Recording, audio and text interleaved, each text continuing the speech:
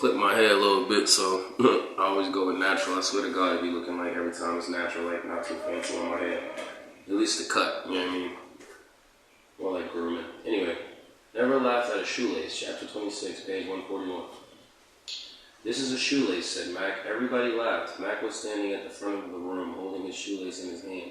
He felt like a fool. What a fool, said Allison. It all started a minute earlier when Miss Nogard asked, who has something to share for show and tell?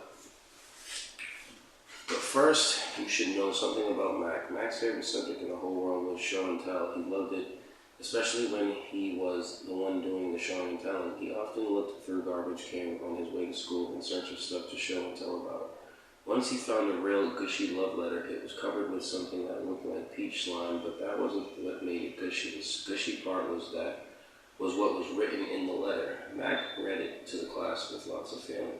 So when Miss Nogard said, who has something to share for show and tell? There's a cool thing about Miss Nogard. I mean, I'm telling you guys, I should read this book, or I don't know, like look it up real quick. It's a cute little joke. Not this book, because y'all are adults usually, but even to your kids, it kind of been like the joke, like Disney or something. Disney Plus is like in right now too, like Marvel stuff you would like watch with your kids, and it's still good for both. You know what I mean? Like family joints that'd be the whole family could watch it as well. So when Miss Nogard said, who has something to share for show and tell, Mac reacted without thinking. His arm shot up like a rocket as he almost jumped on his seat. Ooh, he groaned. It's like a Dr. Seuss, like each character has a funny little trait, and that's how you remember them and stuff. It's just funny. They would probably on a 5th grade, 6th grade test, they would say, Mac, like if you really read the book, like match up these things, like who did this, who did that, who was this, who was that, like easy stuff. So when Miss Nogard said, who has something to share for show and tell, Mac reacted without thinking. His arm shot up like a rocket as he almost jumped out of his seat. Ooh, he groaned. Then he remembered something. I didn't bring anything for show and tell. Miss Nogard heard him. Before he could lower his hand, she called on him. And that was how he ended up with his shoelace dangling from his hand like a dead worm. It came from my sneaker, he said. He took off his sneaker and held it up too, next to his shoelace. See, you stick the laces through the little holes here, then tie it in a bow that keeps it from falling off your foot. Duh, said Dana. We know what a shoelace is, said Paul. I've been tying my shoes since I was 2 years old, said Joe.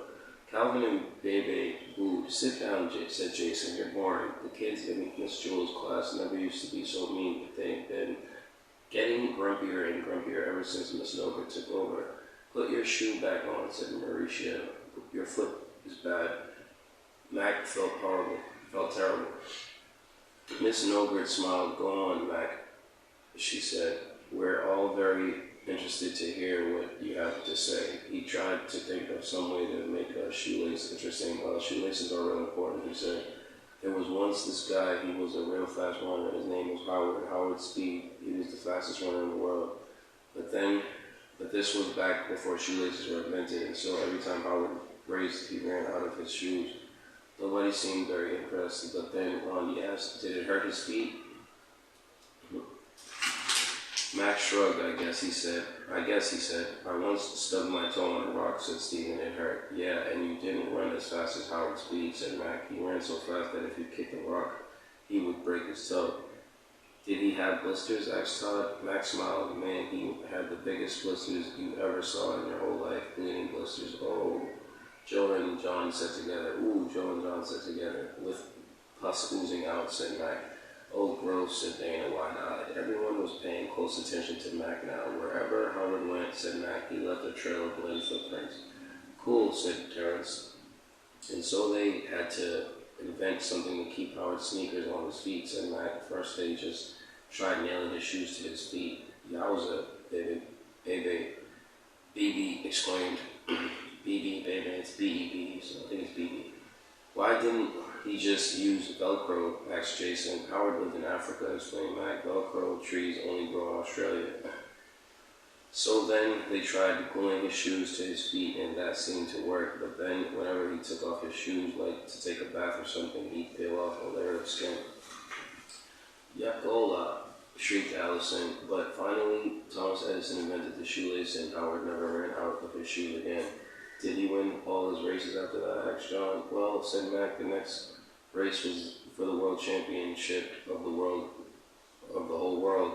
Howard got off to a real fast start. It looked like he would win for sure, but shoelaces were still a new invention, and Howard wasn't quite used to them yet. Right before he reached the finish line, his shoelace came untied. He tripped over it and fell flat on his face. He broke his nose, lost all his teeth, and had 2 black eyes. Wow, said all 3 Erics together. So remember, said Mac, as he held his shoelace high in the air, never laugh at a shoelace. Everyone applauded.